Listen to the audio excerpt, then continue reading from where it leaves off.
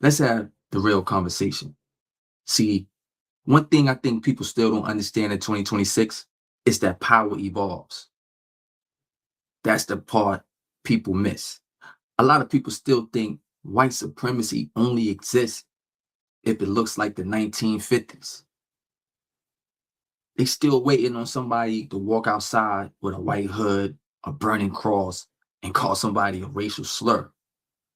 Meanwhile, the systems evolve. That's the conversation we having right now. I'm Wizetics, Soul West like this infrastructure founder, and we going in right here in this mental wealth. Because see, when society became uncomfortable with overt racism, power didn't disappear. It adapted. It moved into institutions. It moved into policy. It moved into economics. It moved into education. It moved into banking. It moved into media. It moved into algorithms. It moved into law. That's why I call this from white sheets to black robes. Because people still looking for old symbols while ignoring modern outcomes.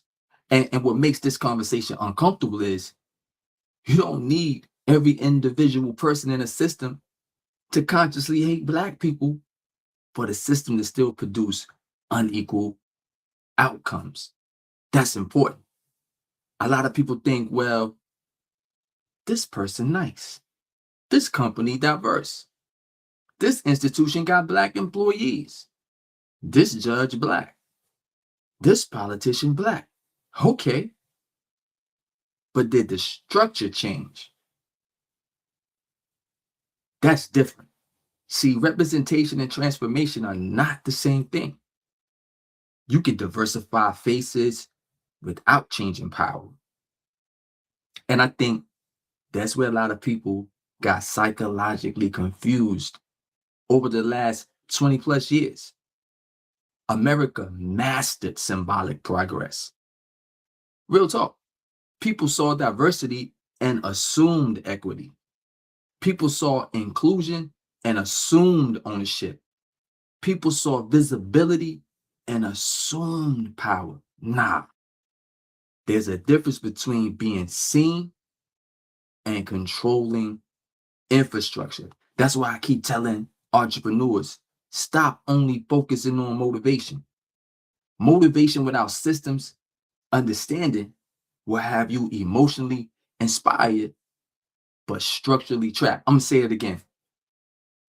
Motivation without systems understanding will have you emotionally inspired, but structurally trapped.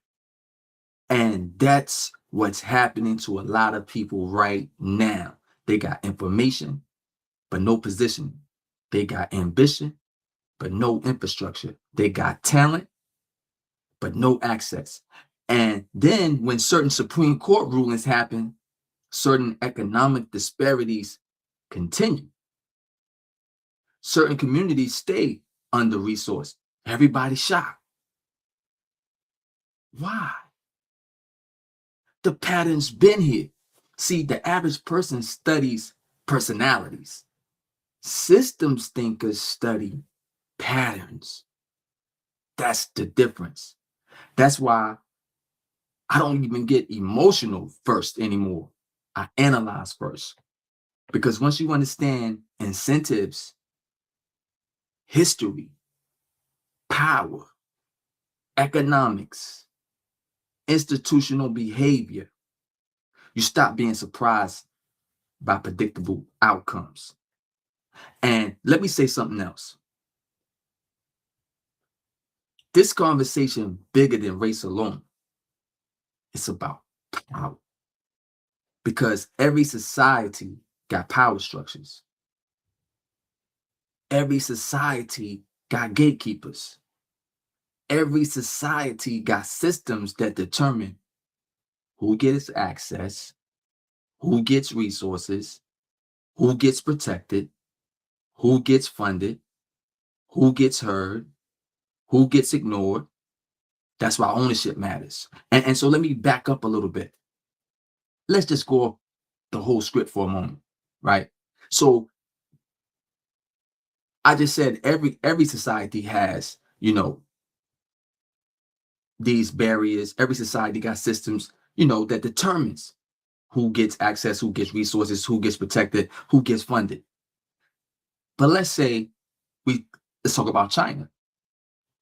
Everybody in China has the same skin complexion for the most part, right? When you look at the Chinese society, everybody is Chinese.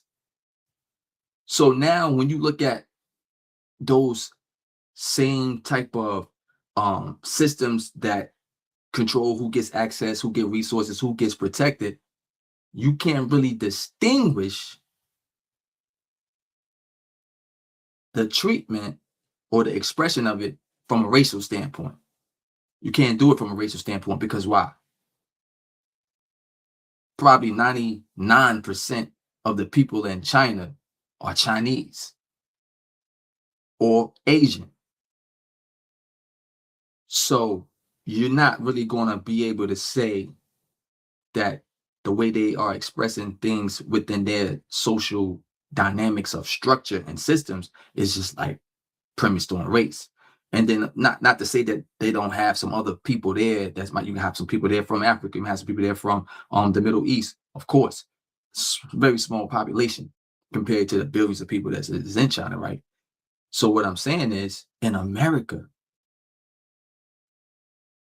the basis of the majority of these systemic systems, who basically protects who gets funded, who gets heard, who gets ignored. See, in the United States of America,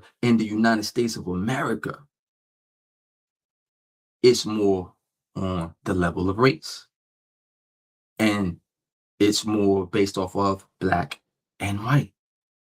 It's just been that way since, the United States became known as the United States. But let's get back into the script a little bit more because I don't really want to go too far that way. But this is why I'm telling you ownership matters. This is why policy matters. This is why economic literacy matters. That's why institutional literacy matters, because systems don't respond to emotion alone. They respond to leverage. That's why some communities can organize faster than others. That's why some groups maintain wealth longer than others. That's why some institutions preserve influence for generations. Infrastructure.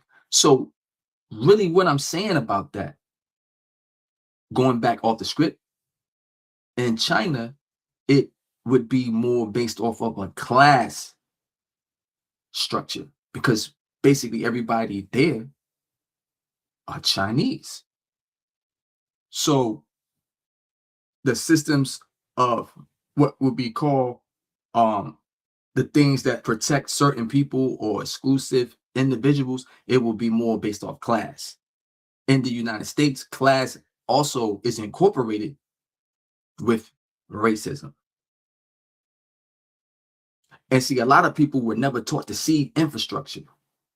So you have a set of people that's talking about class on one level, you have another set of people talking about race, and you have some talking about it together.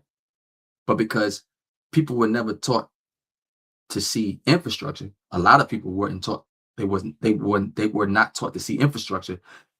They only taught to react to moments. That's why social media keep people emotionally exhausted.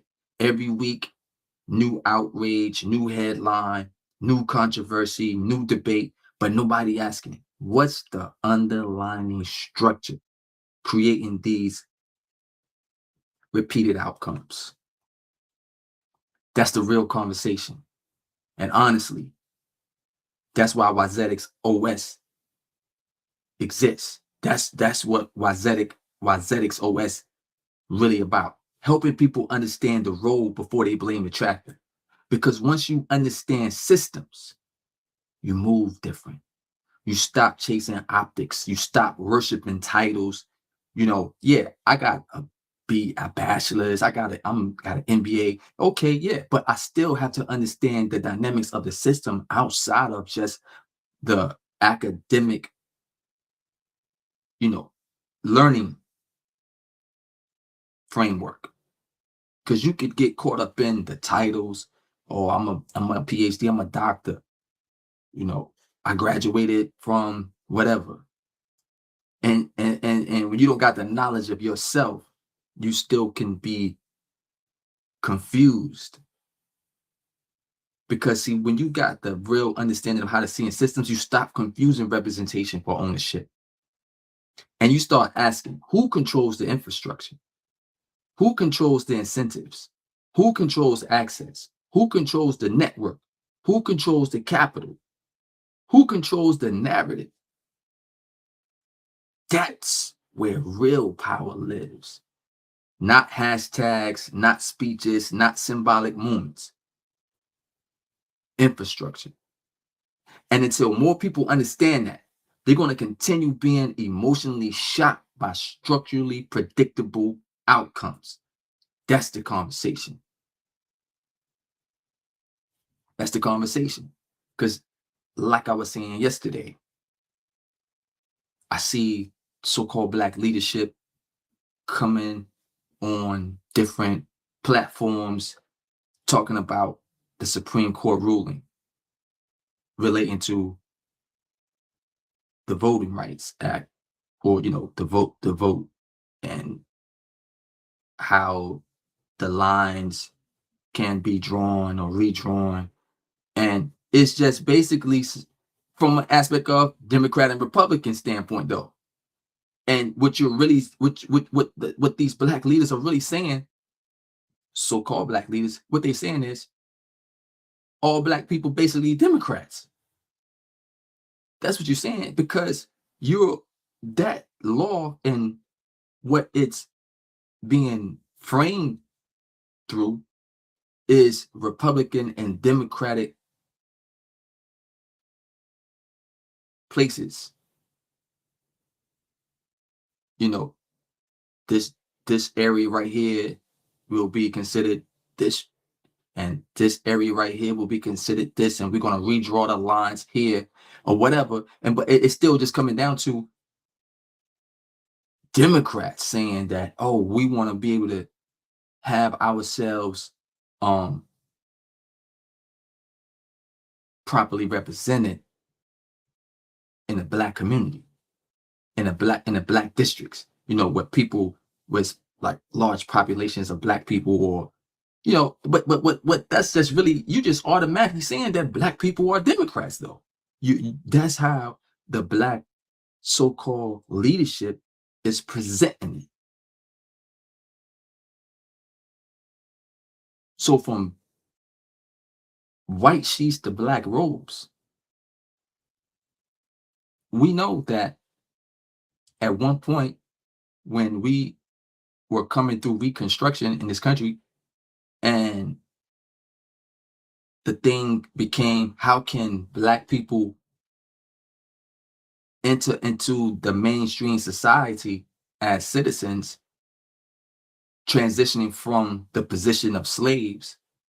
That was the class structure for Black people, right? And then coming into the position of a citizen, first getting out of chattel slavery, 13th Amendment, with the fine miss clause there, except if you've been convicted of a crime, which leads into the foundation of why I say from white sheets to Black robes. Because what it did was, in that time frame of the 13th Amendment being structured, that fine clause, slavery and involuntary servitude is abolished only, except there's an exception there, except for someone who's been convicted of a crime. So now, what is a crime? What defines a crime? So we need real Black leadership who can really analyze and examine these things through the lens of knowledge of self, not through the lens of, I went to Howard University and I have a law degree. I went to Central, I have a law degree, or I'm Alpha, I'm a I'm all of that. And you've been basically groomed within that aspect of symbolic representation. And let me say this part, yo, it was those things were necessary during that time frame because the knowledge itself really hadn't came to us yet.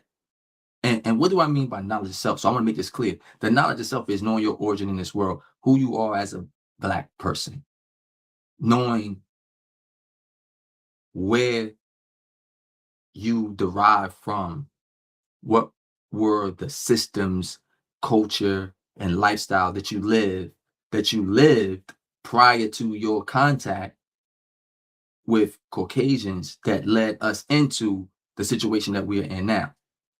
And getting even deeper with knowledge itself is understanding your essence in relationship to the universe outside of the religious context that was fed to you by people that don't derive from your culture, from your ancestry. So that's what I'm talking about, the knowledge itself. And then even deeper with that knowledge itself is understanding how the evolution of that knowledge comes to be where it is today from where it was thousands of years ago in antiquity, going back to the days of the pyramids or the Nile Valley, the Nile River Valley civilizations. Because, over in those times, we had a lot of rites of passages, a lot of knowledge of self systems that were very encrypted, and the language got lost. So, and we got lost. So it's lost found. Then we got found with the knowledge of ourselves for those who prescribe to the knowledge of self through the main schools of thought, which started with Prince Hall, Masonry, Noble Ali with Moorish Science Temple, Master Farad Muhammad with bringing about the Nation of Islam, carried on through the Honorable Elijah Muhammad, all the way up to Allah, the Father, with the 5% Nation. Those are schools of thought that teach the knowledge of self through a lens, through a framework that's absent Eurocentric fingerprints.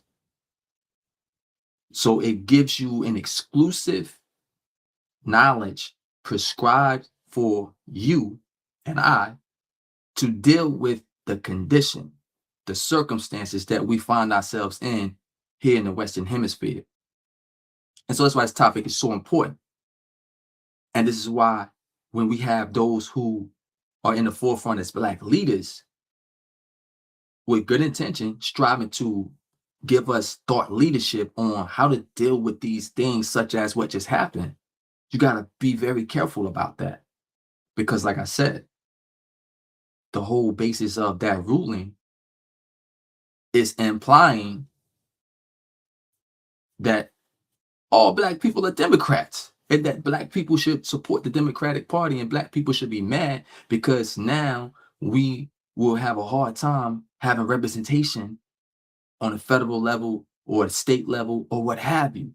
But all Black people are not automatically Democrats. It's like saying, well, all Black people eat fried chicken, all Black people eat watermelon. That's like stereotype. You're just classifying us that we should be Democrats and that we should be outraged at the decision that was made that makes it harder for Black Democrats to be in office. I really want to make that clear. I really want to make that part clear because I hear my older Black brothers like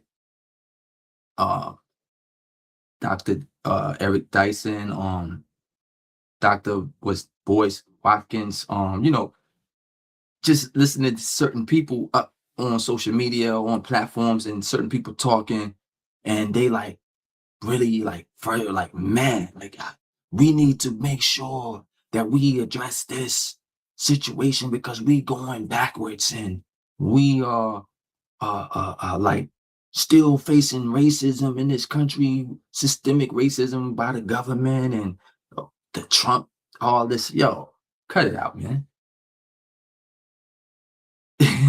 Yo, we have to realize that we have to do for self in a way that is in alignment with the knowledge of self.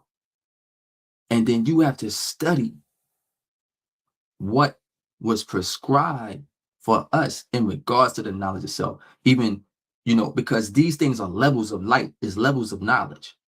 And certain aspects of it are meant to be beneficial in certain times. And then as the times evolve, then we evolve within the knowledge. And I don't want to get too much into that part right there, but you can't leave that part out. We can't leave that part out. You just want to go to the Bible, just want to go to the Quran on the surface level of things. And I'm Christian, I'm Muslim, or I'm Hebrew, and you're just dealing with things on the surface level. But you got to get a little bit deep and understand that there are people that were structured and molded within their aspect of the knowledge of self. Talking about Caucasians, talking about Europeans. Excuse me. Pardon self. Yeah, I'm talking about some Caucasians, right? That they got certain knowledge that allowed them to be able to carry on high levels of leadership. There's an intersection with that knowledge, which I'm not going to get into all that, but I just want to make sure that we don't get too caught up on that. Like, yo, what you should be focusing on is community development, economic development, cultural frameworks with young people, pooling resources together, getting within your community and developing the community with your own labor forces. So that's workforce development. This is where we have to get really real about it, not seeking to try to address the same thing with the same people that our ancestors been addressing. It's the same thing. Did you forget that it was the United States Supreme Court that said separate but equal? Did you forget that it was the United States Constitution that said 3/5 of a human for Black people? You forgetting that these things were structured frameworks of law. Over time, these things got addressed by the grievances that we expressed, and they never were fully accepted. It was just symbolisms. It was symbolic representation of power. And on a local level, it could be kind of strong, you controlling local politics and things like that. But what we should have been done was come from a standpoint of our own representation of politics. And some people who came with an example of that were the Black Panthers. They came, a lot of people don't know, the Black Panthers were a political party. they were basing their premise of revolution on a political agenda. It just was something that was connected to communism, socialism, things like that, which me personally, I don't agree with that aspect of political representation, but it was a political representation outside of Democrat and Republican. And then you have some people calling themselves these days like social democrats and all that stuff like that. Yo, we have to come up with something that is outside of European construct, something that fits the ethos of us. Yeah, that's what we have to do. And we have to get past, well, what are we going to call ourselves? Like, am I Black? Am I Moorish? Am I Hebrew? Am I, Asiatic? Am I FBA? And all that stuff. Yeah, you can get past those type of names and get down to work. because you can bring all of those individuals or groups of people by those names together in a united front and do what needs to be done for us that are within the situation of being up under certain systemic aspects of racism. That's what I'm talking about. From white sheets to black robes. They just put the black robes on, even though the black robes is already there, though. The black robes are already there. You know, John Jay and all the people, he was already Supreme Court justice back then. And it was in the law. But over time, we did gain certain glimpse of freedom, and certain laws were changed to give us certain benefits or certain glimpses of freedom. That did take place. So, because you had extremists, certain extremists were like Ku Klux Klan. They were like terrorists. They wasn't like terrorists. They were terrorists. But you got to keep in mind, before the Ku Klux Klan, and before you talk about the Confederate, it was the entire United States itself with the American flag that had slavery as a legality. It was, you know, that was the law of the land. For a black person to be a slave, a black person couldn't read or write. A black person couldn't do this. A black person was the property of a white person, you know, and a black person couldn't address those things in a court of law. That was written inside of the law with the American flag. Before there ever was a Confederate flag, before there ever was a Ku Klux Klan, it was just the law of the land, the narrative of the day, the order of operation. So we have to remember those things, never forget those things, and not deal with it from an emotional standpoint, not deal with it from just looking at, you know, I'm mad or I hate and anything like that. It's just looking at it from what it is and what needs to be done. And stop trying to connect with things that don't want to connect with you. Stop trying to force people to accept you who don't want to accept you. This is why people are having a lot of mental health issues. They're dealing with identity crisis. They're dealing with all different types of emotional traumas because you're trying to be something that you're not. You are being other than yourself. You have to find out who you are. What is your own self? And accept your own self. Accept your own and be yourself. That's when you become free.